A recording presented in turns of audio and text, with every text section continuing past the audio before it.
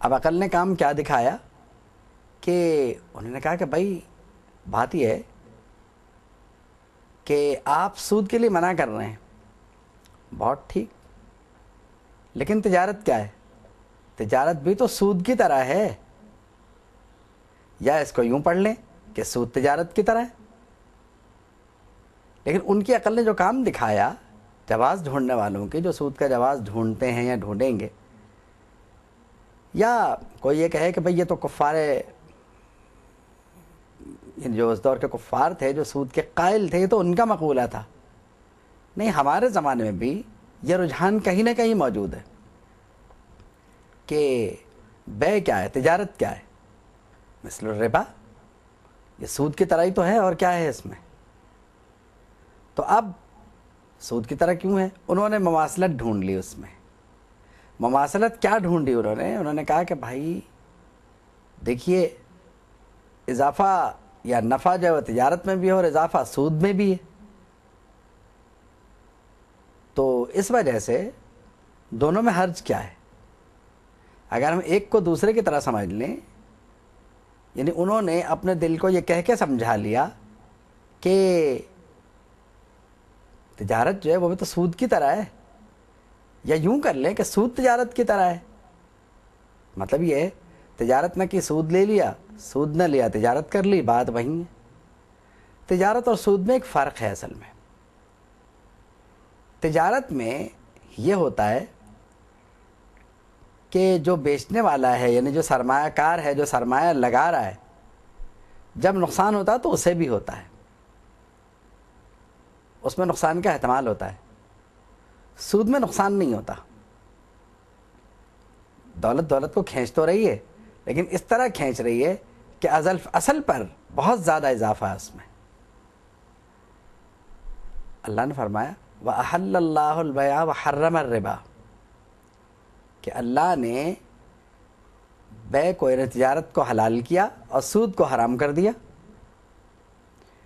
اب تجارت کی جو آمدنی ہے وہ تو طیبات میں ہے، سود کی جو انکم ہے وہ حرام میں ہے۔ کیوں؟ ایک تو یہی بات ہے جو میں نے ابھی عرض کی کہ تجارت میں، مال تجارت کا جو معاملہ اس میں نقصان بھی ہو سکتا ہے اور سرمایہ کار کو نقصان ہوگا اس میں، لیکن اس میں تو نقصان ہے ہی نہیں، نقصان کا پہلو ہی موجود نہیں ہے۔ یعنی اس وقت صورتحال یہ ہے کہ آپ کا مال تجارت ضائع ہو سکتا ہے، لٹ سکتا ہے، کچھ بھی ہو سکتا ہے، لیکن اس صورت میں آپ کا سرمایہ محفوظ بھی ہے اور آپ کو کوئی خطرہ بھی نہیں ہے، آپ کے سرمایہ کے ڈوبنے کا کوئی خطرہ نہیں ہے۔ اب پہلے جب کبھی سود کو جائز سمجھا جاتا تھا تو صورت یہ ہوتی تھی کہ آپ نے قرض لیا، اب ایک مقررہ مدت کے لیے آپ نے لیا، اس پہ جو بھی شرح سود مقرر ہوئی ہو وہ ہو گئی۔ اب اگر آپ نہیں دے سکے تو مزید، یعنی اس پہ سود لگا کے اس کے مدت میں توسیع کر دی جاتی تھی۔ اب اگر اس اصول کو صحیح مان لیا جائے تو نقصان کہاں ہوا آپ کو؟ بلکہ یہ بھی ہو سکتا ہے کہ آپ کا 1 لاکھ روپیہ 5 لاکھ روپے میں کنورٹ ہو جائے، مطلب اس شرح کے ساتھ کہ جتنی دیر ہوگی، اس شرح کے ساتھ کہ جتنی دیر ہوگی اتنا آپ کا پیسہ جو ہے بڑھتا جائے گا۔ تو اس صورت میں آپ کے لیے ظاہر بات ہے کہ بڑا مسئلہ ہے۔ تو جو سود کا معاملہ ہے وہ تجارت سے قطعی طور پر مختلف ہے، اور سود وہ اس سے بہت مختلف ہے، کیونکہ سود میں نقصان کا امکان تو ہے ہی نہیں، وہ تو پروفٹ کا یا نفع کا ایک سیل رواں ہے، بہتا ہوا سمندر ہے، اور وہ تو بس آپ نے تھوڑی سی رقم انویسٹ کی، پھر تو آپ کی اصل رقم کہاں ڈوب گئی آپ کو خود بھی نہیں پتا، وہ تو کیونکہ جب آئے گی تو پتہ نہیں کتنی ہو کے آئے گی وہ۔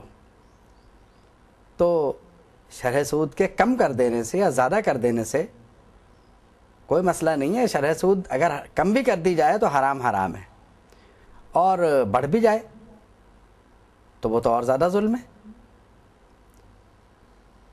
ظلم کا امکان سود میں بہرحال موجود ہے.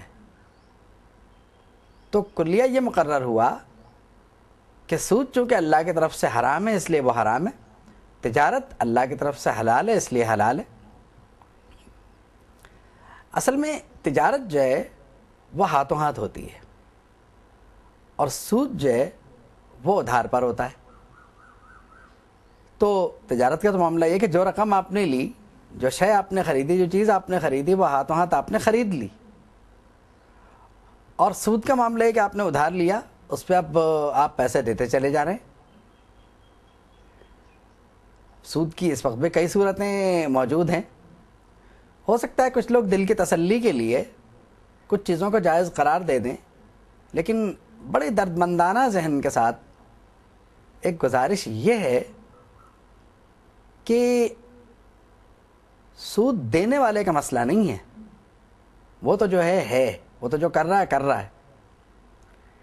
سود لینے والے کا مسئلہ ہے. وہ لے رہا ہے تو یہ دے رہا ہے، وہ دینے گھر نہیں آ رہا آپ کے. آپ اپنی محتاجی کا منصوبہ بنا کر باہر جاتے ہیں اور آپ جو ہیں وہ سود لیتے ہیں. بات یہ